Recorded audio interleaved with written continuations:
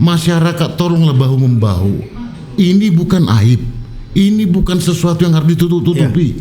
Jika memang sudah ada gejala-gejala hilang penciuman, badan terasa pegal, kemudian demam, ya sudah ke yang terdekat siapa? Bisa petugas puskesmas atau minimal ke ketua RT atau tetangga sekitar supaya ini bisa diatasi segera. Jangan ditutup-tutupi. Kacamata Bung Imran, jelas, tegas, gas.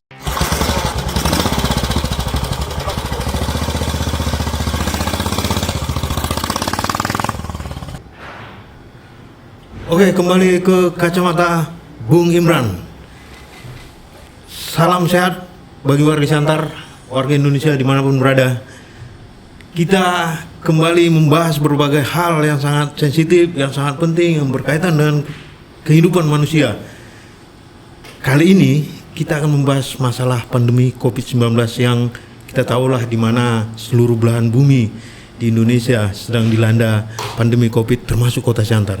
Terkait dengan itu, kita menghadirkan dan mengundang narasumber yang sangat kredibel, yang sangat kita apresiasi lah, karena mereka ini orang-orang yang berada di barisan terdepan dan ada di tengah-tengah dinamika terkait dengan pandemi COVID-19. Saya langsung aja kepada narasumber kita, yaitu pertama ya, anggota DPR Komisi 1 yang berkaitan dengan menyangkut tentang Komisi 1 ini berkaitan dengan masalah kesehatan berkaitan dengan masalah pandemi COVID-19, yaitu Bung Ilham Shah Sinaga. Salam sehat Bung Ilham Shah. Salam sehat Bang Iman.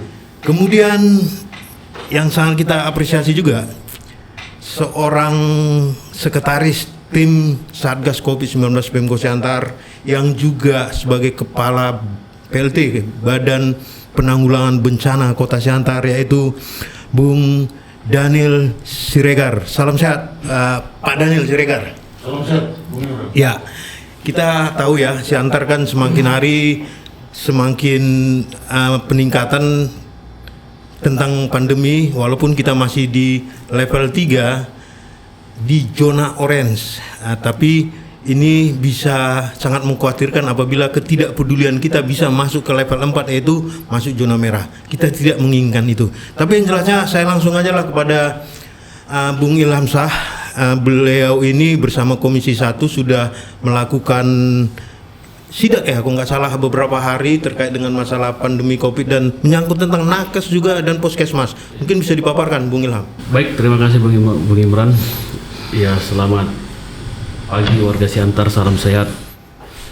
Terkait pernyataan Bung Imran, benar, kami Komisi 1 sudah hampir seminggu ini melaksanakan kunjungan lapangan ataupun sidak, baik itu ke rumah sakit dan puskesmas. Di rumah sakit umum kita juga langsung masuk, dan di rumah sakit tentara berjenguk langsung, berkomunikasi langsung dengan pasien COVID dengan memakai APD lengkap hazmat. Ada kita temukan memang perbaikan yang lebih bagus lagi di rumah sakit umum. Bahkan di rumah sakit tentara kita sudah lihat, kita langsung disambut oleh Karumkit dengan beberapa. Jadi di rumah sakit tentara itu saat ini sekarang dia sudah ada IGD khusus COVID dan juga sudah ada ruangan khusus operasi OK untuk COVID. Bahkan di rumah sakit tentara mereka sudah ada instruksi gubernur, yaitu 30% dari jumlah bed. Mereka sudah tersedia 58 bed. Di rumah sakit umum juga, bahkan hari ini kita diundang juga di Komisi 1 untuk menghadiri penambahan ruangan di rumah sakit umum. Kita apresiasi.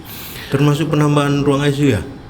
Mungkin ruang ICU, mungkin juga nanti kita lihat apa yang. Tapi kita kemarin berharap progres itu cepat dikejar, karena informasi terakhir tadi malam hampir rata sudah tidak tertampung lagi pasien COVID di Kota Siantar. Kemudian rumah sakit mana lagi? Rumah sakit Pitensari juga sudah, dan kami berharap rumah sakit yang lain yang swasta di Kota Siantar ini juga paling tidak ya menampung lah beberapa pasien COVID, karena memang tadi malam itu sudah hanya di IGD rumah sakit umum, menunggu ke Medan. Di Medan juga penuh. Iya. Jadi kalau untuk di puskesmas, kunjungan kita lapangan ada 8 puskesmas yang sudah kita kunjungi. Rata kita temukan berbagai kendala, berbagai persoalan sebenarnya mengenai penanganan COVID di Kota Siantar ini, terutama pasien-pasien yang isoman. Karena isolasi mandiri karena tidak tertampungnya lagi beberapa harus isolasi mandiri di rumah. Ada kemarin temuan kita di lapangan bahwa standarisasi ataupun SOP mengenai masyarakat yang isoman di rumah itu tidak ada bakunya. Artinya masyarakat yang isoman itu kan harus 14 hari stay di rumah. Tracing datang bersama Pak Lurah dan Pak Babin Kamtibnas. Di hari pertama mereka meng-swab antigen positif. Tapi hari kedua sampai hari ke-14 itu tidak ada standar khusus apa yang harus dilakukan ke masyarakat. Dan dari pengakuan dari beberapa nakes, terkadang masyarakat itu takut dijumpai. Karena apa? Karena tadi itu kebetulan Pak BNPB juga Pak Sekretaris Satgas di sini, kita nanti coba ngasih masukan, berdiskusi. Masyarakat itu sekarang disuruh stay di rumah, tapi mereka tidak diberikan baik itu kebutuhan pokok, baik itu vitamin. Dan yang paling miris kita temukan bahwa di salah satu puskesmas hampir 2 bulan obat batuk dan vitamin kosong. Coba, bagaimana kita berharap masyarakat Kota Siantar ini yang isolasi mandiri di rumah, tetapi segala sesuatu tidak dipenuhi. Jadi coba kemarin kita tanya, terkendala ini ada. Sebenarnya ya terlalu jauh kita nanti terlalu melebar berdiskusi ini, tapi ya kita berharap berilah obat itu dari distribusi obat dari dinas. Secepatnya datang ke puskesmas. Kemarin hasil dari sidak itu ada yang bertemu dengan kepala puskesmas langsung berdialog juga dengan para nakes, tapi belum menemukan atau belum turun ke yang isoma ya, atau yang sekarang isoter ya, isolasi terpadu enggak langsung. Belum. Kita belum bertemu langsung dengan masyarakat, tetapi kita ambil sampel dari beberapa. Karena kalau kita sidak, yang kita kumpulkan itu adalah kepala puskesmas dan juga petugas surveillance yang langsung turun ke masyarakat. Jadi kita ambil keluhan dari mereka. Ya itulah yang kita dapat, bahwa belum adanya bantuan, baik itu bahan pokok ataupun suplemen dan obat batuk. Maka kita berharap ya seluruh stakeholder yang ada, marilah kita bahu membahu. Kemarin khususnya ke rumah sakit umum. Kemarin kan juga ada tim Satgas dan pihak rumah sakit. Mungkin apa yang perlu ditekankan lagi di rumah sakit itu? Kemarin kan juga sudah langsung turun melihat, berdialog dengan para pasien COVID. Apa yang bisa tercerna di situ? Ya kalau kita lihat yang kita dari pasien COVID sebenarnya pelayanan itulah dinaikkan, artinya tapi sudah mulai bagus. Kita apresiasi, hanya mungkin edukasi kita lah kepada masyarakat dan juga tim nakes agar tim nakes juga di rumah sakit umum itu ya supaya bekerja maksimal. Tapi kalau bekerja maksimal kan terkait juga dengan insentif mereka, keluhan yang kita dapat dari mereka dari nakes-nakes tersebut. Ya, ini dia. Dan perlu juga saya sampaikan bahwa di kalangan masyarakat belum banyak yang memahami sebenarnya tentang masalah COVID, baik itu prosedur dan segala macam lah.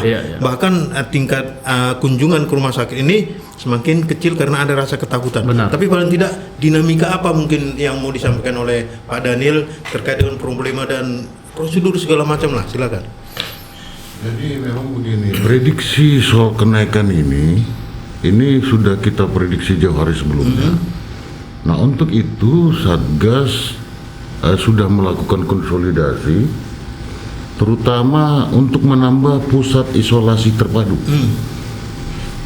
Kemarin itu Kodim 0207 Simalungun juga sedang mempersiapkan pusat isolasi terpusat namanya di Simalungun dan di Siantar.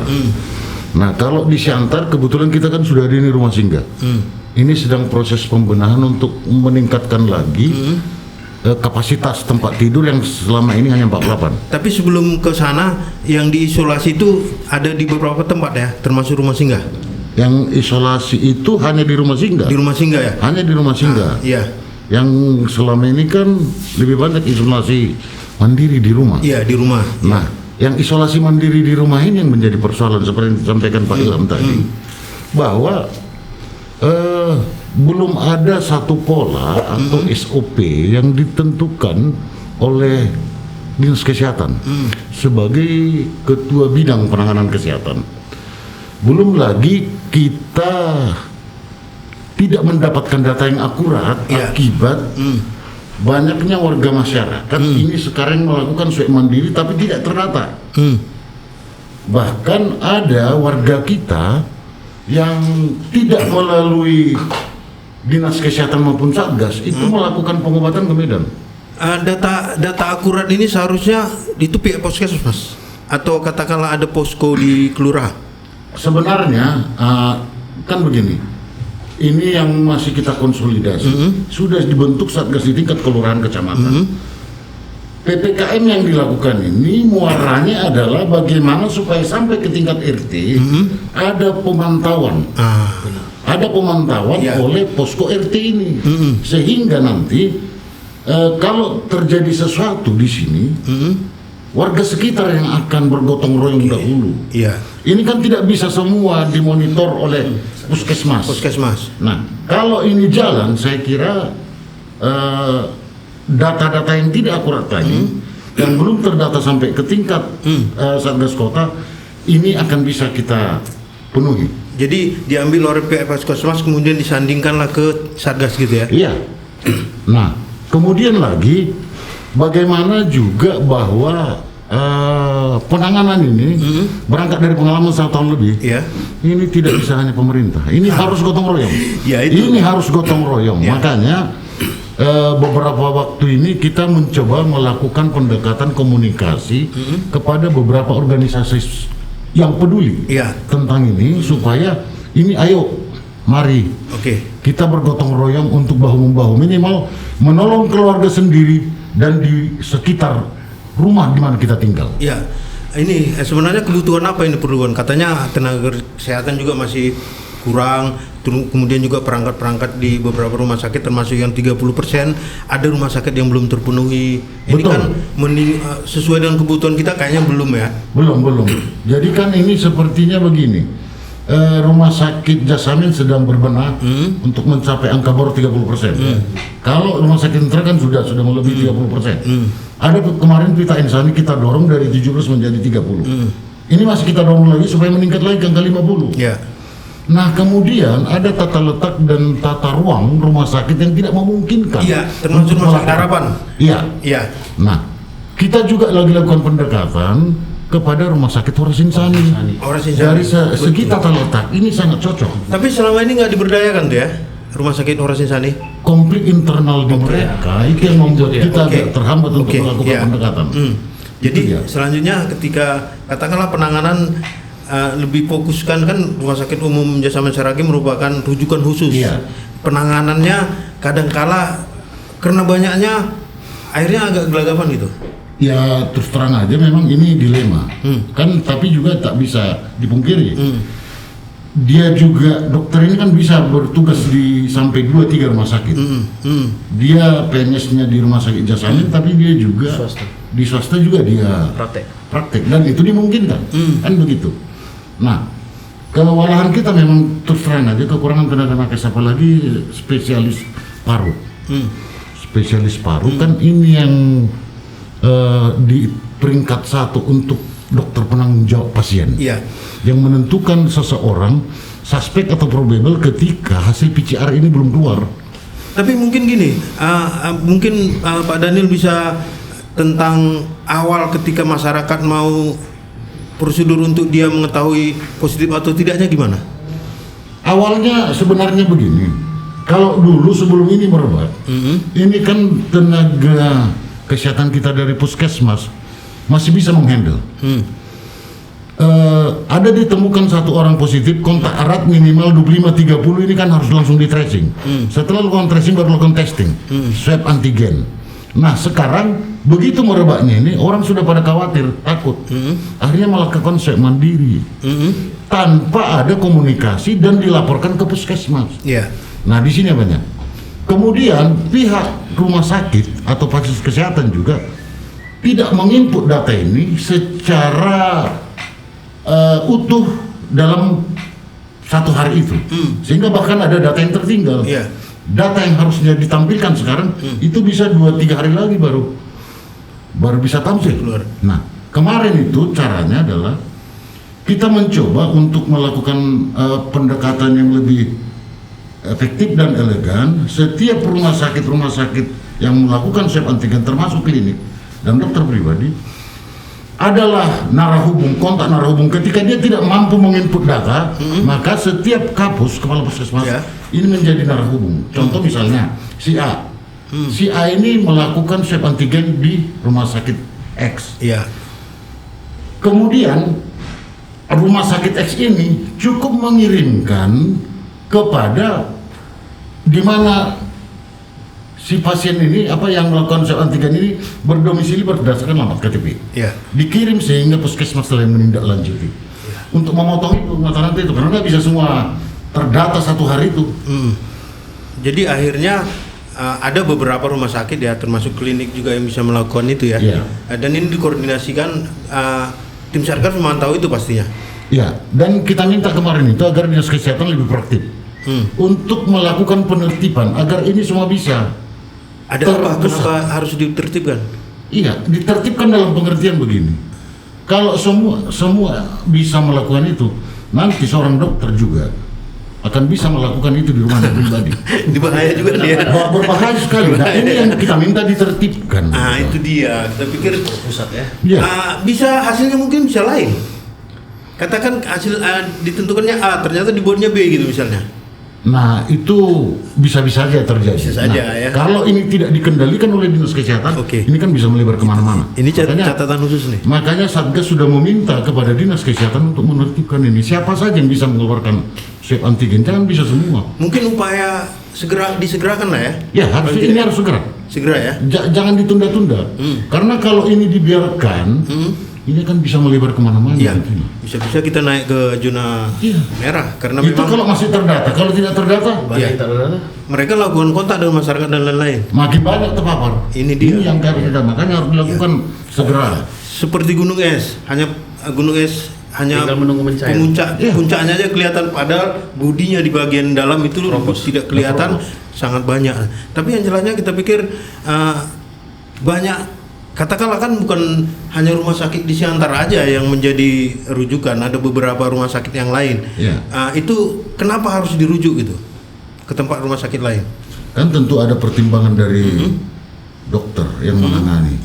Contoh misalnya saturasinya misalnya sudah di bawah 90. Kemudian ada penyakit bawaannya atau komorbid, harus butuh penanganan. Misalnya penanganannya itu kalau sudah dirujuk itu rata-rata harus ke ruang ICU. Berarti dia berat ya? Berat. Kalau kondisi berat apapun ceritanya nggak bisa isolasi mandiri, harus penanganan dokter. Ya ini kita pikir masyarakat sendiri juga kadangkala pasti adalah kontra di kalangan masyarakat. Mungkin mereka kurang memahami bagaimana SOP. Tapi yang jelasnya kemarin, kalau nggak salah 1 hari kemarin itu ada mobil ambulans yang hampir setiap jam ngiung-ngiung ke pemakaman. Memang proses pemakaman mungkin Pak Daniel bisa jelaskan juga supaya masyarakat juga tahu gitu. Jadi baik, peringkat COVID itu, kasus COVID itu ada 3 tingkatannya. Yang pertama konfirmasi positif hasil PCR. Kedua suspek. Ini kalau hasil dari fototoraks, rekam medis dan dari dokter penanggung jawab sudah mengarah, itu dengan swab antigen positif itu adalah merupakan kewenangan dokter. Kemudian probable. Nah, ketiga tingkatan ini wajib pemulasaran jenazah dan pemakamannya harus dengan protokol kesehatan. Protokol kesehatan begitu meninggal exit itu ditangani pemulasaran jenazah, masukkan ke peti, creping sampai berapa kali creping ini sebelum ada sampai 4-5 kali. Kemudian kalau di Siantar, mau dari Medan pun itu datang, mau dari mana pun itu, kalau dimakamkan ke Siantar, Satgas bertanggung jawab mulai dari proses penjemputan. Betul. Di perbatasan oleh Satpol PP langsung menggiring ke lokasi pemakaman. Lokasi pemakaman bisa di TPU ketika tidak ada penolakan dari warga. Ada lokasi pemakaman COVID oleh Satgas di Jalan Piara. Iya. Nah, kalau ini sudah sampai di pemakaman biasanya adalah ketika keluarga mendekat, Iya. itu tidak akan kita berikan. Iya. Jenazah tidak akan diturunkan ketika keluarga masih belum dalam posisi jarak yang cukup ideal. Ya, ini tadi. Jadi masyarakat harus memahami lah, nggak bisa ke rumah. Walaupun keluarga sudah membuat acara, ini harus bisa dimaklumin. Yang dikatakan probable itu tadi, memang hasilnya belum diketahui ketika dia udah swab. Ya. Kemungkinan besar ya dia bisa kena, dan itu harus menjadi suatu antisipasi. Apabila kena nanti bisa menyebar juga kan. Bisa seperti menyebar itu juga. Ya, ini hal yang mungkin paling tidak Bung Ilham mungkin gimana tuh terkait dengan, tapi nanti menyangkut tentang obat dan alat-alat nanti ya, Ya, itu boleh, bagian. boleh. Ya. Ya, saya juga sering merasakan sekarang tiap pagi itu Bang Imran. Habis kita ibadah sholat subuh itu sudah mulai pengumuman. Bahkan hari ini juga tadi kita ada 2 pengumuman di daerah sekitaran rumah saya. Tapi ya itu tadi kita seperti yang bilang Pak Daniel Siregar tadi, kita apresiasi lah kinerja dari mereka untuk masalah jenazah COVID. Ya, pemulasaran. Kemarin kita juga baru terima kunjungan kerja DPRD Kabupaten Toba. Di Toba sana masyarakat yang terpapar COVID dikebumikan sendiri. Tapi saya pernah langsung ketemu dengan Pak Daniel langsung di kuburan ya Pak, di TPU ya Pak Daniel ya. Malam-malam kami langsung ketemu. Ya mereka Satgas ini siaplah untuk itu, dan saya lihat memang tidak boleh keluarga, langsung Pak Daniel yang menjaga itu di gerbang TPU, tidak boleh masuk, seperti harus ada prokes jarak yang sudah baru dimasukkan. Nah, itu juga kita sangat apresiasi, tapi juga ya kita juga ada persoalan lagi yang harus kita munculkan, artinya penanganan yang COVID ini isoman tadi itu. Iya, isoman. Seperti yang dibilang Pak Daniel, yang tadi Dinas Kesehatan sebagai stakeholdernya untuk penanganan khusus masalah itu. Ya saya kembali ya Bang Imran ya, apa yang saya temukan di lapangan itu yang akan saya angkat sekarang ini, bahwa Pak Daniel nakes itu Pak di puskesmas yang seperti Bapak bilang tadi adalah ini yang mencatat semuanya dulu, ini yang mendatangi masyarakat. Nah, mereka berkeluh kesah itu Pak, APD mereka itu sangat kurang. APD mereka kurang. Jadi mereka minta dari permohonan ini Pak Daniel agar ya kita sama-sama mencari solusi lah. Karena memang data itu tadi yang kita bilang adalah puskesmas. Seperti yang kita bilang, ada dari Mandiri melaksanakan swab. Tapi kan ini ujungnya di puskesmas. Ini semua seperti yang kembali kita bicarakan awal, di puskesmas sendiri melalui Dinas Kesehatan tidak ada SOP. Bagaimana mereka penanganan ini? Jadi mereka bekerja asal istilah Siantar itu geradak geruduk, asal sambar aja, yang penting diperintahkan gitu loh. Jadi kita minta, ya sayang sekali Kadis Kesehatan kita tidak hadir hari ini. Kalau nggak kita udah undang loh. Ya, kalau nggak kita bisa langsung bertanya langsung apa sih problemnya. Kita sekarang di sini berdiskusi, kita bukan menyudutkan. Kita mencari diskusi karena Siantar ini tanggung jawab kita bersama ini. Betul. Tanggung jawab kita bersama. Apa yang problema di Dinas Kesehatan? Apa yang problema di Satgas? Tapi paling tidak ada mungkin apa yang perlu dimaksimalkan? Yang perlu dimaksimalkan saya rasa ya penanganan dan edukasi kepada masyarakat. Itu sebenarnya. Jadi masyarakat Kota Siantar itu tidak takut dengan COVID. COVID tidak bisa kita hilangkan, ini adalah virus. Cuman bagaimana kita mengedukasi masyarakat bahwa hidup berdampingan itu dengan kita hidup berdampingan dengan virus ini semua.